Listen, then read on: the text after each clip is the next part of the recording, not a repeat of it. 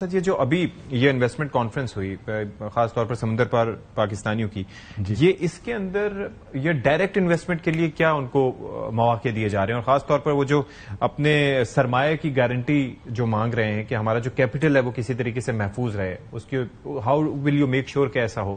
دیکھیں پہلی بات تو یہ کہ جو آپ کہہ رہے ہیں کہ جی انویسٹمنٹ کے لیے کیا کیا جائے، ٹھیک ہے. انویسٹمنٹ میں تو دیکھیں پاکستان میں ایک بہت لبرل پالیسی ہے، بہت عرصے سے ہے، اس کو ہم شاید کیپٹلائز اس طرح سے نہیں کر پائے جو ہمیں کرنا چاہیے اور اب کریں گے.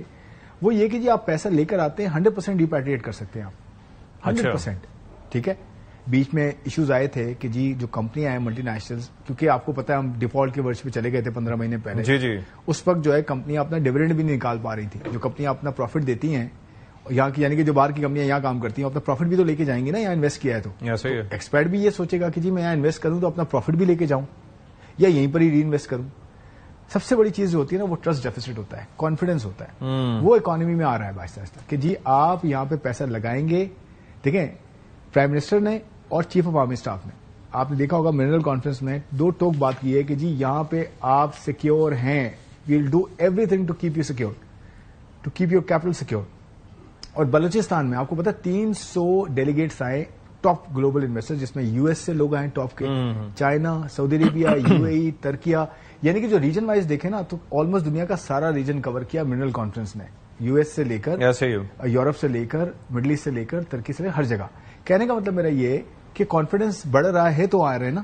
اس میں مرس لائن دنیا کی بہت بڑی شپنگ کمپنی ہے، ان کے جو آنر آئے تھے انہوں نے کہا جی $1 سے $2 بلین میں ڈالتا ہوں، میں انویسٹ کروں گا آپ کے پورٹس ڈیولپ. ٹوٹل اگر ہم اینٹیسپیٹ کریں تو ان ساری چیزوں سے ڈائریکٹ انویسٹمنٹ آنے کی کیا توقع ہے اگلے 6 مہینے کی اگر ہم بات کر رہے ہیں؟ دیکھیں ہوتا کیا ہے اشفاق کہ جو پلاننگ کا فیز ہوتا ہے نا وہ ٹائم لیتا ہے. ٹھیک ہے. اور پلاننگ کے فیز میں آپ کو پہلے دیکھیں ہم ایک مشکل فیز سے گزر کے ہیں. یہ ایک بیک گراؤنڈ ضرور ذہن میں رکھیں کہ ڈیفالٹ پہ پہنچنا، پھر ڈالر جو ہے اس کا بہت اسکویز ہو جانا، پیسے باہر نہ نکلنا، امپورٹس پہ جو ریسٹرکشنز لگ جانا، ہم اس سے باہر آ گئے.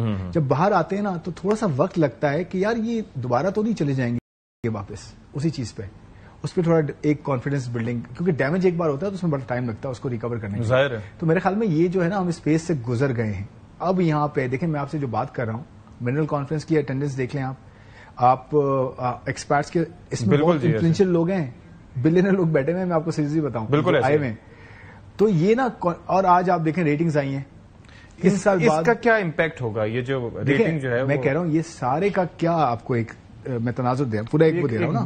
Indicators are quite positive, it's painting a picture کہ جی اکانومی صحیح ہے. لیکن مجھے اس کے یہ جو فچ کی ریٹنگ ہے اس سے کیا امپیکٹ پڑتا ہے پاکستان کی معیشت پہ یا اوور آل کسی بھی ملک کی معیشت پہ اگر ریٹنگ اس کی اپ گریڈ ہوتی ہے؟ دیکھیں میں صرف یہ کہہ رہا ہوں کہ پہلے تو کانفیڈنس ریسٹور ہوتا ہے نا، اس کے بعد فالو تھرو ہوتا ہے انویسٹمنٹ کا. ٹھیک ہے. اور دیکھیں ایک چیز ذہن میں رکھیے گا کہ جیسے لا آف فزکس ہوتا ہے نا، اس میں ایک چیز پہلے ہوتی ہے پھر دوسری ہوتی ہے. ایسا نہیں ہوتا کہ وہ جی ہر چیز ایک ساتھ ہو جائے. دیکھیں پہلے آپ کسی مشکل سے نکلتے ہیں تو اسٹیبلائز کرتے ہیں نا. آپ اگر آپ کو کٹ لگتا ہے تو پہلے آپ بلیڈنگ کو روکتے ہیں، پھر اس کا سدباب کرتے ہیں. تو آپ کے پاس آپ ایک ڈیفالٹ سے نکلے، اسٹیبلائز ہوا، اسٹیبلائزیشن کو آپ کو رکھنا ہے پہلے.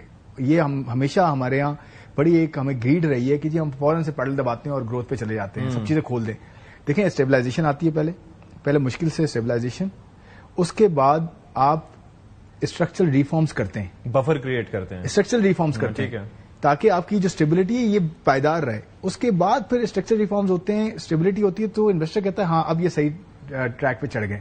اب انویسٹمنٹ آتی ہے پھر فالو تھرو ہوتا ہے گروتھ، اور سسٹینیبل گروتھ ہوتی ہے. وہ اس پہ ہم نے جانا ہے، ہم نے جلد بازی نہیں کرنی. جی ٹرکل ڈاؤن کا کیا کر سکتے ہیں پھر آگے؟ ٹرکل ڈاؤن تو بالکل ہوتا ہے نا. دیکھیں ٹرکل ڈاؤن کیسے ہوتا ہے، جب گروتھ آتی ہے، انویسٹمنٹ ہوتی ہے تو انڈسٹریلائزیشن ہوتی ہے، امپلائمنٹ ہوتی ہے، انفلیشن کم ہوتی ہے، کیپیسٹی انکریز ہوتی ہے، ایکسپورٹ ہوتی ہے، لوگ آتے ہیں، انکلوژن ہوتی ہے، پاورٹی کم ہوتی ہے. یہ پورا ایک فریم ورک ہے نا. تو دیکھیں ابھی کیا ہو رہا ہے، government of Pakistan structure reforms پہ بھی لگی ہوئی ہے، پالیسی انیشیٹو بھی لے رہی ہے، انگیج بھی کر رہی ہے، ریٹنگز بھی انڈورس کر رہی ہیں کہ آپ اچھا کام کر رہے ہیں. یہ ہم نے تو نہیں کہا، فچ نے بولا ہے کہ جی آپ کا آؤٹ لک اسٹیبل ہے. اچھا. اور یہ کہہ رہے ہیں کہ ہم آپ کی ریٹنگ اس لیے امپروو کر رہے ہیں کیونکہ آپ نے پرفارمنس دکھائی ہے. اب یہاں سے آنورڈز جو بڑی ایشوز ہیں پاپولیشن کا اور آپ کے پاورٹی کا، اسٹنٹنگ کا، یہ سارا ہمیں کام کرنا ہے جو صوبوں کے ساتھ مل کے، اور تھرڈ لیئر ڈیموکریسی کریٹ کر رہے ہیں تاکہ نیچے تک لوگوں کو جو ہے سروس ڈلیوری ملے. تو یہ ساری چیزیں فالو تھرو ہوں گی، پھر انویسٹمنٹ آئے گی. آپ دیکھیے، اور یہ مجھے لگتا ہے آپ اناؤنسمنٹس دیکھیں گے انشاءاللہ in the coming weeks, in the coming months.